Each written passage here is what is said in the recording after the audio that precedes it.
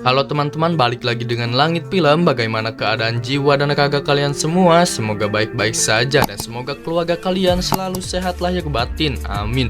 Bagaimana malam minggu kalian? Apakah rungkat dan juga menggabutkan? Tenang saja, nyalse bin kalem karena Langit Film akan menemani kalian dengan cara merangkum sebuah film yang menceritakan tentang kepunahan umat manusia di masa depan yang diakibatkan oleh para makhluk asing atau yang sering kita sebut dengan alien. Film ini berjudul The Tomorrow War yang baru saja rilis pada bulan Juni kemarin. Bagaimana keseruan, ketegangan, dan kegegeran di film ini? Mari kita mulai saja filmnya. Iya,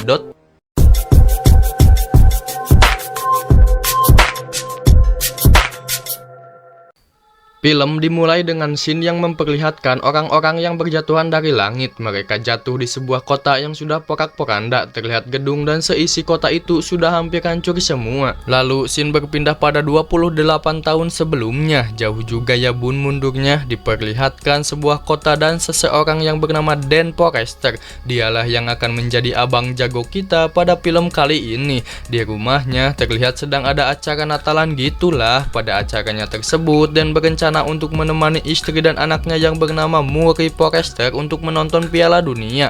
Namun dikarenakan Dan harus keluar untuk tahapan terakhir dirinya melamar pekerjaan sebagai saintis militer, Dan pun keluar dan melanjutkan teleponnya. Tapi sayang, ternyata Dan masih kurang pengalaman yang menyebabkan Dan ditolak untuk bekerja sebagai saintis militer. Dan pun kembali masuk dan duduk bersama anaknya Murray. Murray yang melihat ayahnya sedang rungkat mencoba menenangkan ayahnya dengan berkata, semuanya akan baik-baik saja ya. Kemudian Dan dan semua orang yang ada di acara tersebut melihat Piala Dunia bersama-sama. Tapi hal aneh pun terjadi di mana muncul sekelompok orang-orang yang membawa senjata FF dari sebuah portal yang muncul tepat di tengah-tengah lapangan.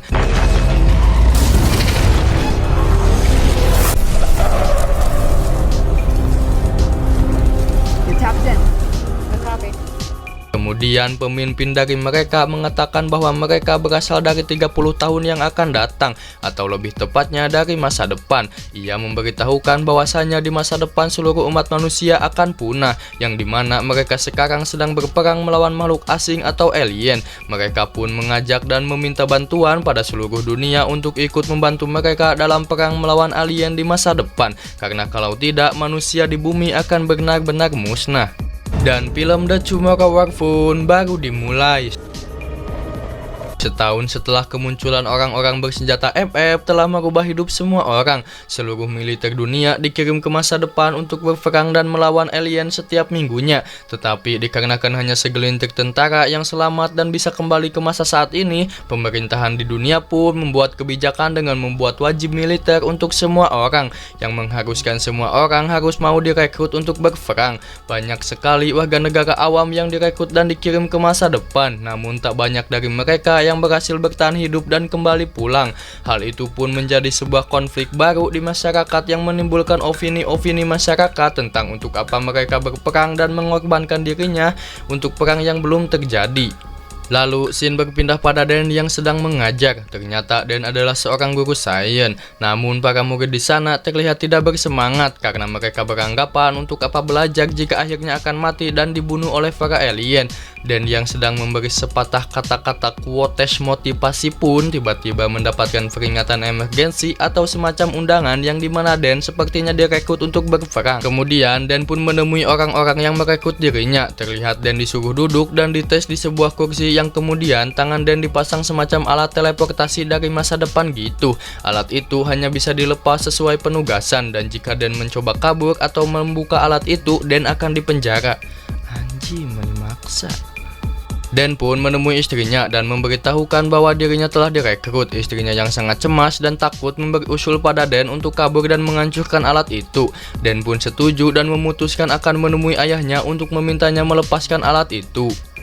Singkat cerita, Dan pun menemui ayahnya, namun ternyata Dan dan ayahnya terlihat tidak akur. Itu dikarenakan masalah keluarga yang tak kunjung selesai, yang dimana ayahnya pernah meninggalkan Dan dan ibunya selama bertahun-tahun. Dan yang malah kesal dan marah pun malah pergi dan tidak jadi melepaskan alat pada tangannya.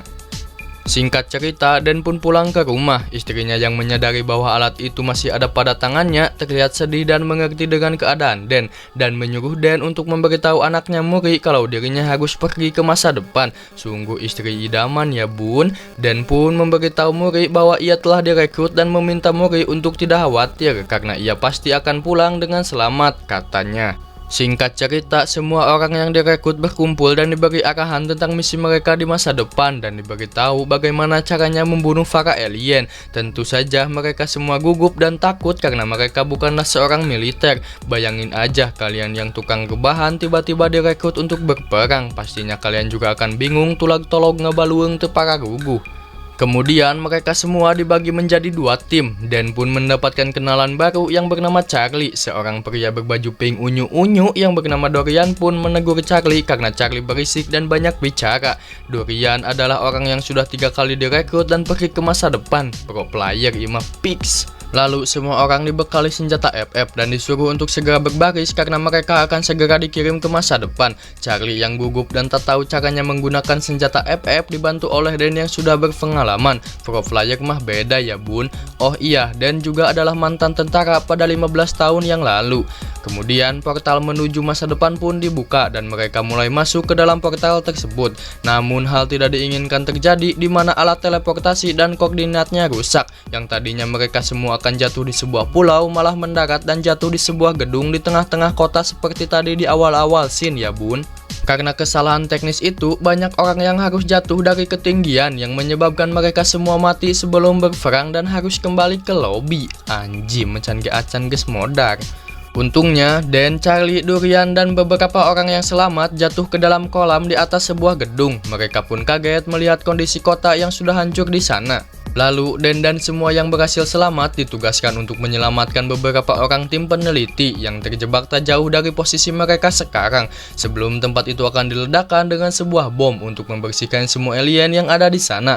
Para anggota tim yang dipimpin oleh Dan pun dengan cepat turun dan menyisiri jalan sampai akhirnya mereka sampai di tempat tujuan. Saat mereka masuk ke gedung dan sampai di lantai 7, Dorian terlihat mengambil salah satu cakar dari alien yang sudah mati. Tak lama kemudian mereka pun menemukan semua tim peneliti yang ternyata semuanya sudah mati tergantung. Setelah itu mereka semua diperintahkan untuk mengambil beberapa sampel dari laboratorium. Setelah berhasil mendapatkan beberapa sampel, mereka pun bergegas keluar dari gedung dengan melewati tangga darurat.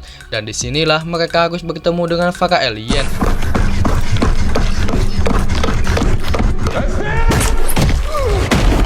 Makhluk-makhluk itu sangat lincah dan seperti mempunyai akal, dan mereka mempunyai sebuah tentakel yang bisa menembakkan duri. Kelemahan mereka terdapat pada perut dan lehernya, namun setiap kali alat vitalnya diserang, mereka selalu melindunginya dengan punggung mereka. Pintar juga ya bun. Dan semua anggota timnya berusaha untuk segera keluar dari sana. Lalu terlihat 3 mobil yang akan menjemput Dan dan teman-temannya. Tapi sayangnya para alien muncul dan menggagalkannya dengan cara menyerang dan menghancurkan semua mobil. Terlihat jet-jet yang akan melakukan pengeboman di area itu sudah hampir sampai di sana. Beberapa tim harus mati pada misi kali ini. Dan beberapa orang yang tersisa berhasil selamat. Dan pun baru tersadar dari pingsannya di ruang perawatan. Ternyata dari semuanya hanya dia, Charlie, dan Dorian lah yang berhasil selamat. Sisanya ya pasti harus is dead. Saat ini mereka bertiga sedang berada di basis militer di wilayah Republik Dominikal. Lalu Dan pun dipanggil untuk menjalankan sebuah misi lagi. Dan di sini dia bertemu dengan seorang perempuan yang memerintahkan dia di kota sebelumnya. Dan perempuan ini adalah Muri Forrester. Ya, dia bertemu dengan anak kandungnya dari masa depan. Selain berpangkat kolonel, Muri juga seorang saintis sama seperti ayahnya. Kemudian Dan pun diberitahu tentang misi yang akan dilakukannya sekarang, di mana mereka berencana untuk menangkap landak putih betina. Oh iya, makhluk-makhluk tadi itu dijuluki sebagai landak putih. Kemudian Muri menjelaskan tujuan mereka menangkap betina adalah supaya dia bisa menciptakan sebuah toksin untuk membunuh semua populasi landak putih. Oleh karena itu Muri membutuhkan DNA mereka. Singkat cerita, misi pun dijalankan, dan di perjalanan Muri bercerita bahwa awalnya makhluk-makhluk ini hanya muncul di tempat terpencil saja, yang akhirnya muncul dan mulai menghancurkan negara Rusia, dan 3 tahun kemudian semua benua juga ikutan hancur. Di sini Dan mencoba bertanya tentang apa yang terjadi pada dirinya dan ibunya di masa depan, dan apakah dia berhasil kembali atau malah is dead. Namun Muri memilih untuk tidak menjawab pertanyaan bapaknya tersebut. Singkat cerita, mereka semua tiba di tempat pasukan yang sudah berhasil menjebak si betina di sarangnya. Muri lalu turun dan membantu untuk penangkapan si betina, namun si betina ini cukup kuat dan mengganas.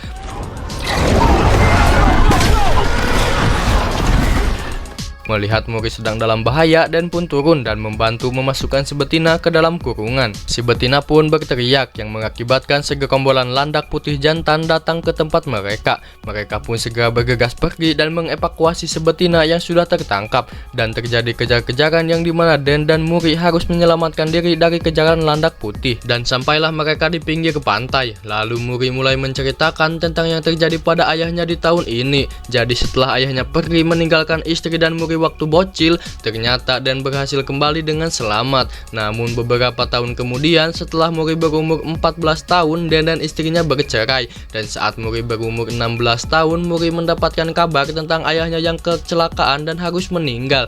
Jadi itulah alasan Muri kenapa memanggil ayahnya untuk datang ke masa depan, supaya ayahnya bisa memperbaiki keadaan keluarga mereka. Singkat cerita, si betina yang tertangkap dibawa ke sebuah fasilitas yang bernama Deep Swell 9 yang berada tepat di pesisir pantai timur Bahama. Disinilah basis pertahanan terakhir umat manusia, dan di sini pula alat jumbling atau mesin waktu berada. Kemudian si betina dibius dan ditahan di ruangan khusus. Muri bersama ayahnya memulai serangkaian tes untuk mencari sampel yang cocok, yang nantinya akan dijadikan sebuah toksin yang dapat memusnahkan seluruh landak putih. Setelah berhari-hari melakukan tes, akhirnya Muri menemukan sampel toksin yang cocok. Namun alarm mendadak berbunyi yang menandakan bahwa fasilitas ini sedang diserbu oleh ribuan landak putih jantan yang mencari si betina. Anjay, keren juga ya mereka bisa berenang. Karena yang datangnya sekampung, mereka pun berhasil menerobos Deep Swell 9. Lalu Muri memerintahkan anak buahnya untuk menahan landak putih selama mungkin, supaya mereka tidak sampai ke lantai atas tempat di mana alat jumbling berada. Karena Dan ini sebentar lagi akan kembali ke tempat asalnya. Terlihat si betina berhasil diselamatkan. Si betina itu pun keluar dan langsung memburu Dan dan juga Muri, yang dimana Muri harus terluka karena terkena tembakan duri tajam dari si betina. Dikarenakan waktu Dan di sana tinggal sebentar lagi, balik lol kieu anjim. Dikarenakan waktu Dan di sana tinggal sebentar lagi, Muri pun memberikan sampel toksin kepada ayahnya dan berpesan supaya toksin itu diperbanyak agar nantinya bencana ini tidak terjadi. Tak lama kemudian, si betina pun muncul tepat di hadapan mereka yang disusul dengan hancurnya semua fasilitas di sana. Tidak lama setelah itu, Dan pun tersedot ke dalam portal dan harus kembali ke asalnya, dan disusul dengan orang-orang yang juga selamat termasuk Charlie dan juga Dorian. Dikarenakan alat jumbling atau mesin waktunya sudah hancur, mereka pun sekarang tidak bisa pergi lagi ke masa depan untuk menghancurkan landak putih menggunakan toksin yang ditemukan oleh Muri, dan perang ini pun dinyatakan sudah berakhir dan sudah tidak ada harapan lagi. Setelah itu, Dan pun pulang dengan rasa bersalah karena dirinya tak bisa menyelamatkan Muri di masa depan. Dan pun sempat curcol dengan istrinya dan menceritakan bahwa dia bertemu dengan Muri di masa depan. Mereka pun berbincang-bincang untuk mencari solusi tentang bagaimana mencegah bencana ini sebelum semuanya benar-benar terjadi. Sang istri pun lalu mempunyai sebuah ide. Ia lalu bertanya kapan dan di mana alien itu datang, dan pun lalu menceritakan kalau para alien itu datang dan menyerang pertama kali pada tahun 2048 di Rusia. Lalu sang istri berasumsi bagaimana jika sebenarnya mereka tidak datang pada tahun 2048 dan sebenarnya mereka sudah datang lebih awal. Dan yang berpikir itu adalah sebuah kebenaran lalu menemui Dorian dan menanyakan cakar yang pernah ia ambil. Dan pun membawa cakar itu kepada Charlie untuk diteliti. Ternyata pada cakar itu terdapat sebuah abu vulkanik yang menempel beribu-ribu tahun. Nah, abu vulkanik ini berasal dari letusan gunung berapi di wilayah Cina, tepatnya di Gunung Changbai. Kemudian Dan pun menemui salah satu muridnya yang GG dan tahu banyak soal gunung berapi dan meminta muridnya untuk menjelaskan tentang bagaimana abu vulkanik yang berasal dari China bisa sampai ke Rusia. Lalu muridnya menjelaskan bahwa abu vulkanik yang menempel itu memang berasal dari letusan gunung berapi yang meletus pada tahun 1946 sebelum Masehi dan abunya sampai ke penjuru dunia termasuk wilayah utara Rusia. Maka dari itu para makhluk-makhluk itu sudah ada sejak 1000 tahun yang lalu dan karena pemanasan global akhirnya mereka bangkit dan keluar pada tahun 2048. Mengetahui hal itu dan mencoba meminta bantuan pemerintah untuk melakukan misi menemukan kapal alien di wilayah Rusia, tapi perwakilan pemerintah ini dengan tegas menolaknya. Namun Dan tak menyerah dan terpaksa meminta bantuan ayahnya untuk mengantarkan ia dan teman-temannya ke Rusia. Sang ayah pun setuju dan bergabung dengan beberapa orang termasuk orang-orang dari masa depan yang tak bisa kembali ke masanya yang membawa toksin yang sudah diperbanyak. Singkat cerita, dengan menggunakan pesawat mereka pun tiba di wilayah utara Rusia dan mulai menyisir setiap lokasi untuk mendapatkan tanda-tanda dari medan magnet dan akhirnya mereka pun menemukannya. Bom pun diledakkan untuk membukakan jalan. Akhirnya mereka pun menemukan sebuah kapal alien yang benar-benar ada di sana. Terlihat pesawat alien itu terkubur di bawah es. Charlie dan ayahnya ditugaskan untuk menunggu di luar, sedangkan yang lain masuk ke dalam pesawat alien dengan cara melubangi pesawat tersebut. Setelah masuk, mereka pun mengetahui bahwasanya pesawat ini tidak memilih untuk mendarat di bumi, melainkan pesawat ini mengalami kecelakaan, di mana hal itu dibuktikan dengan temuan pilot pesawat dengan wujud yang berbeda dengan pakai landak putih. Tak lama kemudian mereka pun menemukan landak putih yang berada di sebuah tabung penyimpanan gitu. Ready to breed like cattle. Or weapons. Tanpa berlama-lama mereka pun mulai menyuntikkan toksin itu kepada beberapa makhluk yang ada di sana dan makhluk-makhluk itu seketika merintih kesakitan. Namun rupanya di belakang mereka ada beberapa landak putih yang terbangun termasuk sang betina. Makhluk-makhluk itu pun mencoba untuk lari keluar. Ayahnya Dan dan Charlie yang menjaga di luar bersiap untuk menghadapi landak putih itu. Kemudian Dorian dan yang lainnya sepakat untuk meledakkan pesawat ini bersama dengan mereka dengan maksud supaya makhluk-makhluk tersebut tidak bisa keluar ke permukaan. Dengan cepat Dan pun lompatnya Zeus menyelamatkan diri sesaat sebelum ledakan besar terjadi. Lalu Dan bertemu dengan ayahnya dan juga Charlie yang berhasil selamat. Namun sialnya si betina berhasil kabur. Dikarenakan Charlie sedang terluka, maka Dan dan ayahnya lah yang harus bergegas mencari si betina. Setelah menemukan si betina, ayahnya Dan mencoba menjebak makhluk itu dengan cara membuat orang-orangan palsu. Si betina itu yang merasa marah dan merasa ditolil-tolilin langsung memburu ayahnya Dan. Namun untungnya Dan datang tepat waktu. Mereka berdua pun berhasil memojokkan si betina. Bapak sama anak sama-sama pro player ya guys. Tapi tiba-tiba makhluk itu menghilang. Kemudian dari dalam kabut si betina pun muncul dan menyerang mereka berdua.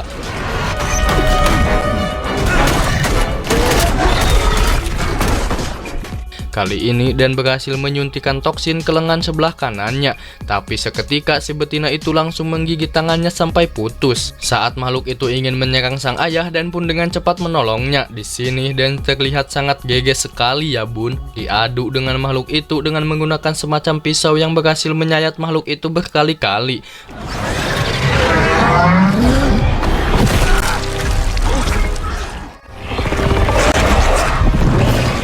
Dengan toksin yang terakhir Dan pun berhasil memasukkan toksinnya ke dalam mulut si betina, yang akhirnya si betina itu pun terjatuh dan bucat mati bin is dead. Dan akhirnya mereka pun boyah.